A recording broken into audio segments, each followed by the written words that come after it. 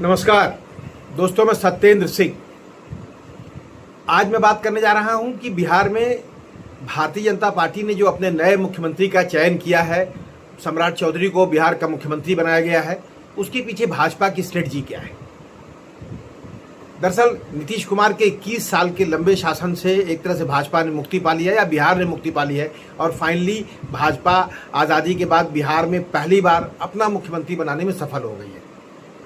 अलग अलग सपने हैं, लोग कहते हैं कि अटल बिहारी वाजपेयी का सपना पूरा हो गया, वो बहुत पहले कभी चाहते थे कि बिहार में भाजपा का मुख्यमंत्री बने। बहरहाल कि भारतीय जनता पार्टी का ही सपना पूरा हो गया है कि आखिरी हिंदी प्रदेश है बिहार जहां भाजपा का मुख्यमंत्री नहीं बन पाया था अब तक, वहां फाइनली भाजपा ने अपना मुख्यमंत्री बना लिया। और खास बात यह है कि लंबे समय से वहां मुख्यमंत्री बनाने के लिए भाजपा की सबसे बड़ी चुनौती ये थी कि नीतीश कुमार के बगैर भाजपा वहां सत्ता पे काबिज नहीं हो सकती थी। यही कारण है कि पिछला चुनाव भी भाजपा ने नीतीश कुमार के साथ लड़ा, और अब ये साफ हो चुका है कि पिछले चुनाव के पहले भी नीतीश कुमार फिजिकली फिट नहीं थे, और किसी समझौते के तहत ही भाजपा ने उस चुनाव को ऐसे लड़ा मानो कि मुख्यमंत्री के रूप में नीतीश कुमार को सामने करके नहीं लड़ रही है, और साथ में उनके नाम पे वोट मांगा जाएगा और फिर चुनाव के बाद देखेंगे। बहरहाल फाइनली चुनाव के बाद उनको कुछ दिन मुख्यमंत्री रखा और ससम्मान उनकी विदाई करने की योजना बना ली। अब वो राज्यसभा जाएंगे, जो उनका सपना था पूरा हो गया, और भाजपा का भी सपना पूरा हो गया। लेकिन सवाल है कि भाजपा ने जिस तरह से मुख्यमंत्री का चयन किया, सम्राट चौधरी को मुख्यमंत्री बनाया है, यहीं पर सवाल खड़ा होता है कि क्या भाजपा नीतीश कुमार की छाया से बाहर निकल पाई। सच्चाई तो यही है कि अभी तक भाजपा नीतीश कुमार के छाया से बाहर नहीं निकल पाई है। सम्राट चौधरी मुख्यमंत्री इसलिए बने हैं क्योंकि नीतीश कुमार भी चाहते थे कि सम्राट चौधरी उनके बाद मुख्यमंत्री बने। जब से राज्यसभा का उन्होंने नॉमिनेशन किया था, जब से माना जा रहा था कि नीतीश कुमार अब बिहार के मुख्यमंत्री नहीं रहेंगे, तब से उन्होंने एक यात्रा निकाली थी, या जहाँ जहाँ भी जाते थे वो हर जगह पर सम्राट चौधरी के बारे में कहते थे कि ये जो हैं बिहार को संभालेंगे, ये बहुत जिम्मेदारी से बिहार को आगे ले जाएंगे। तो एक तरह से सम्राट चौधरी को पुश कर रहे थे।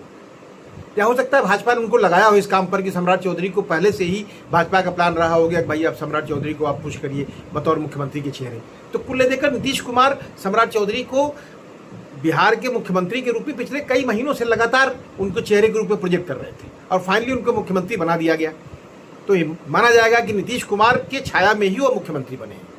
और उसकी सबसे बड़ी वजह यह है कि आज भी भाजपा, भले उसकी सरकार बन गई हो, भाजपा का भले ही मुख्यमंत्री बन गया हो, भाजपा को मालूम है कि आज भी बिहार में नीतीश कुमार के विधायकों के बगैर सरकार नहीं चल रही है। भाजपा और तमाम उसके दूसरे सारे सहयोगी मिलकर 116 विधायक है उनके पास 243 की विधानसभा में।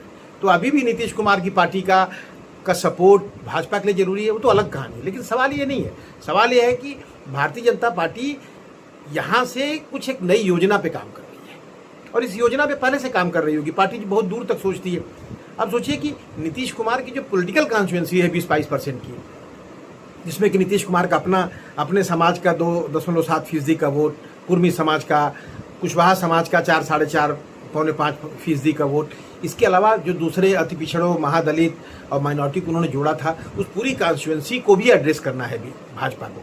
भाजपा को मालूम है कि नीतीश कुमार के साथ धीरे धीरे चलना होगा, नीतीश कुमार की छाया से निकलने में समय लगेगा। भाजपा इस बीच में चाहती है कि नीतीश कुमार की पार्टी भी बनी रहे, तो नीतीश कुमार को उतना सम्मान दिया जाएगा जिस तरह सम्मान भाजपा दे रही है। भाजपा को मालूम है कि नीतीश कुमार की पार्टी सरवाइव करेगी, तभी भाजपा जो है लॉन्ग रन में अपने लिए ज़मीन तलाश पाएगी। यही कारण है कि नीतीश कुमार की पार्टी में जो है उनके बेटे को जिम्मेदारी सौंप दी गई, कमोबेश एक तरह से उसको टोपी पहना दिया गया है।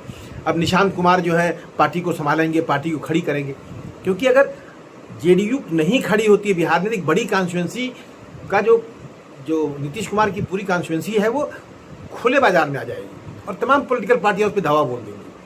तो उसको साधे रखने के लिए नीतीश कुमार अपनी पार्टी को चलाएंगे।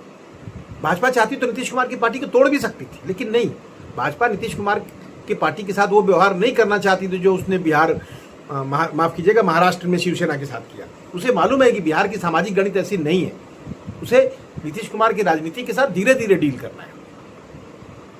लेकिन यही भाजपा शायद सबसे बड़ी भूल कर रही है। उसे इस बात का अंदाजा नहीं है कि नीतीश कुमार मुख्यमंत्री नहीं रहेंगे और निशांत कुमार पार्टी संभालेंगे, तो शायद उस पार्टी को बहुत दूर तक निशांत कुमार न ले जा पाए, या निशांत कुमार की वो पार्टी किसी वैचारिकी पे नहीं खड़ी हुई थी। जेडीयू जो है नीतीश कुमार के किसी गहरे विचारों से नहीं खड़ी हुई थी। जेडीयू जो है नीतीश कुमार के मुख्यमंत्री के रूप में उनके गवर्नेंस के कुछ कौशल से खड़ी हुई थी, जब उन्होंने तमाम समाजों के लिए कुछ अलग अलग योजनाएं लाई और उनके लोगों को रिप्रेजेंटेशन दिया, साथ में जोड़ा। गवर्नेंस नीतीश कुमार के पास नहीं रहेगा तो समाज बिखरेगा, वो पूरी पूरी कॉन्स्टिट्यूंसी बिखरेगी। और निशांत कुमार फाइनली जो है एक छोटी कॉन्स्टिट्यूंसी जो कुर्मी समाज का है उसके आसपास सिमट जाएंगे। या हो सकता है नीतीश कुमार के कुछ अपने सिंपथाइजर्स हैं जो आसपास, वो नीतीश कुमार के नाम पर निशांत के साथ खड़े रहें, तो पार्टी धीरे धीरे सिमटेगी। और भाजपा इस बात को जानती भी है, लेकिन भाजपा इसी बीच में अपना काम करना चाहती है। भाजपा ने सम्राट चौधरी को मुख्यमंत्री बनाया, जिनके ऊपर गहरे आरोप हैं। सम्राट चौधरी पे चुनाव के पहले से आरोप लग रहा है कि उनका फर्जी डॉक्यूमेंट है, वो 7वीं पास हैं और उन्होंने कैलिफोर्निया और पता नहीं कौन कौन सी यूनिवर्सिटीज़ के लाके डिग्री दिखा दिया है। सम्राट चौधरी के ऊपर बहुत सारे क्रिमिनल केसेस रहे हैं, जिसके नाते वो कभी जेल में बंद थे। इस तरह के तमाम आरोप हैं। और माने प्रशांत किशोर तो यहाँ तक कहते हैं कि शायद भारत में किसी इतने बड़े पद पे बैठा हुआ किसी व्यक्ति के ऊपर इतने गहरे आरोप ना हो। तो इतने आरोपों के बावजूद सम्राट चौधरी को भारतीय जनता पार्टी आगे रख करके आगे बढ़ रही है, क्योंकि वही भाजपा के लिए शायद सूट करते हैं। भाजपा अब किसी सूचिता की बात नहीं करती है, भाजपा प्रैक्टिकल पॉलिटिक्स की बात करती है। भाजपा सम्राट चौधरी को सामने रख करके ओबीसी चेहरे के साथ हिंदुत्व का कार्ड खेलना चाहती है। वो नीतीश कुमार की कॉन्स्टिट्यूंसी को साधने के साथ साथ हिंदुत्व कार्ड को भी साधना चाहती है, और साथ में गवर्नेंस के माध्यम से अति पिछड़ों, महादलितों को भी एड्रेस करने की कोशिश करेंगे। लगभग यही फार्मूला एक तरह से भाजपा ने जो उत्तर प्रदेश में लागू किया है। और यह फार्मूला आज का नहीं है, नरेंद्र मोदी के आने के बाद का नहीं, नरेंद्र मोदी के आने के पहले से ही यह फार्मूला है। सोचिए 1991 में जब उत्तर प्रदेश में मुख्यमंत्री बनाया गया था, तब कल्याण सिंह को मुख्यमंत्री बनाया गया था। तब अटल बिहारी वाजपेयी भी उत्तर प्रदेश में मुख्यमंत्री पद के सबसे बड़े दावेदार होते हैं, क्योंकि एक पिछड़ा चेहरा उत्तर प्रदेश में लाया गया था। बाद में भारतीय जनता पार्टी ने बिहार, माफ कीजिएगा, उत्तर प्रदेश में मायावती के साथ सरकार बनाई, मायावती की सरकार को सपोर्ट किया, सिर्फ इसलिए क्योंकि मायावती के पास एक बड़ी कॉन्स्टिट्यूंसी थी। दलितों के साथ साथ उन्होंने पिछड़ों के भी एक बड़े हिस्से को जोड़ रखा था। और मायावती के पतन का इंतजार किया भाजपा ने, मायावती के राजनीतिक अवसान का इंतजार किया। जैसे जैसे मायावती की राजनीति का अवसान हुआ, पिछड़ों की राजनीति जो मायावती से जुड़ी थी वो उनसे अलग हुई, और फिर उसको भाजपा ने अपने तरह से टारगेट किया, उनके संगठनों को साथ में जोड़ा, उनके नेताओं को जगह दिया, और भाजपा अपने आप को विस्तारित कर ले गई। यहाँ तक कि दलितों के बीच में भी भारतीय जनता पार्टी ने जो है सोशल इंजीनियरिंग के भरोसे, जो गवर्नेंस की पॉलिसीज़ हैं उनके भरोसे जब भी पावर में आई, उनको उन्होंने कुछ रियायतें दी, उनके लिए योजनाएं बनाई दिल्ली से, और उसके भरोसे उनको जोड़ने की कोशिश की। तो भाजपा बहुत लंबी यात्रा में चलती है, भाजपा की योजनाएं बड़ी दूरगामी हैं। मैं इसका सारा श्रेय नरेंद्र मोदी को नहीं देता हूँ। भाजपा इस तरह की प्रैक्टिकल पॉलिटिक्स बहुत पहले से करती रही है, अटल बिहारी वाजपेयी के काल से ही करती रही है, नए नए प्रयोग करती रही। तो बिहार भी उसका एक प्रयोग है। कोई फर्क नहीं पड़ता कि सम्राट चौधरी के ऊपर कितने आरोप हैं, सम्राट चौधरी को लोग कैसे देखते हैं। वो जानते हैं कि सम्राट चौधरी बिहार में एक्सेप्टेड है, पिछड़ों के बड़े नेता हैं, और लवकुश समाज में कुशवाहा समाज को एड्रेस करते हैं, जो करीब नीतीश कुमार से बड़ी कॉन्स्टिट्यूंसी है।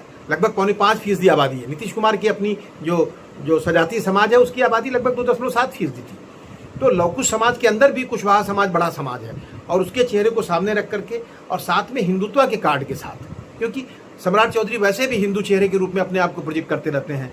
बाबा योगी आदित्यनाथ की तरह बिहार में बुलडोजर की बात करते हैं, आसाम के मुख्यमंत्री की तरह वो भाषा बोलते हैं। तो भाजपा इस बात को जानती है, भाजपा इस बात को जानती है कि सम्राट चौधरी संघ परिवार की राजनीति से नहीं बड़े हुए, वो भाजपा के पुराने कार्यकर्ता नहीं, और राबड़ी देवी की राजनीति से यहाँ तक आए हैं। 1999 में वो राबड़ी देवी के साथ मंत्री रहे, बावजूद इसके आज वो भाजपा के लिए उपयोगी हैं। भाजपा अब बहुत ही प्रैक्टिकल ढंग से चीज़ों को सोचती है।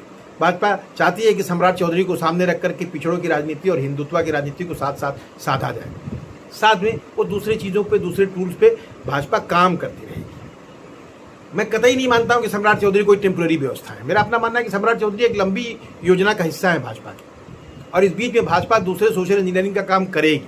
हालांकि वो कितना कारगर होगा, कितना नहीं कारगर होगा, ये सब भविष्य के घर में है, क्योंकि भारतीय जनता पार्टी को शायद इस बात का भी अंदाज़ा नहीं है कि उत्तर प्रदेश की तरह बिहार में वो सफल हो सकती है।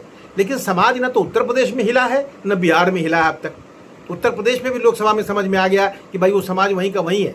एक झटके में समाज हिल गया और भाजपा का बड़ा नुकसान हो गया। मोदी जी को उत्तर प्रदेश में लोगों ने एक तरह से रिजेक्ट कर दिया। तो बिहार में भी समाज वहीं खड़ा है। भारतीय जनता पार्टी हिंदुत्व के नाम पे कैसे जोड़ पाएगी, सोशल इंजीनियरिंग से किन किन समाजों को जोड़ेगी, ये सब अलग खेल है। निश्चित रूप से बिहार में तमाम छोटी छोटी जातियों के नए नेताओं के लिए जगह बनेगी। वो जैसे कि आवाम पार्टी है, हम पार्टी है, या इस तरह की तमाम सारी जो पार्टियां वहाँ पर हैं। कुशवाहा जी की अपनी पार्टी है, उपेंद्र कुशवाहा की, या वहाँ पे मल्लाहों की पार्टी, इस तरह की तमाम सारी पार्टियां बिहार में और आकार लेंगी जब नीतीश कुमार मैदान छोड़ेंगे। भाजपा उनको टारगेट करने की कोशिश करेगी और फिर हिंदू फोल्ड के अंदर लाने के लिए उन समाजों की कहानियाँ गढ़ी जाएंगी, वो सारी चीज़ें होंगी। लेकिन समाज बदल रहा है। अब स्थितियाँ उत्तर प्रदेश से काफ़ी अलग है। इस वक्त 2014 के बाद वाली स्थिति नहीं है। मोदी जी और अमित शाह की वो सोशल क्रेडिबिलिटी नहीं है और हिंदुत्व का मोमेंटम उस तरह काम नहीं कर रहा है। अपोजिशन उभार पे है, सोशल चैलेंजेस बहुत ज़्यादा हैं, रोजगार और दूसरे सवाल सामने हैं। नीतीश कुमार के न रहने से बिहार में सवाल और गहन रूप से सामने आएंगे और बिहार में तो कांग्रेस पार्टी लगातार इसको एड्रेस कर रही है। भले कांग्रेस पार्टी ने सीटें न जीता हो, कांग्रेस पार्टी एक नए सोशल कॉम्बिनेशन को बिहार में देख रही है। नीतीश कुमार के न रहने पर उनकी कॉन्स्टिट्यूंसी को कांग्रेस टारगेट करने की कोशिश करेगी। कर पाती है नहीं कर पाती है बात की बात है। कांग्रेस पार्टी के अलावा प्रशांत किशोर भी बिहार में एक्टिव है। प्रशांत किशोर एक नई राजनीति लेकर आए हैं, वो भी बिहार की राजनीति में एक्टिव होंगे। वो पिछले चुनाव में भी ऐसा लगा कि वो अपर कास्ट को ठीक से एड्रेस कर रहे हैं।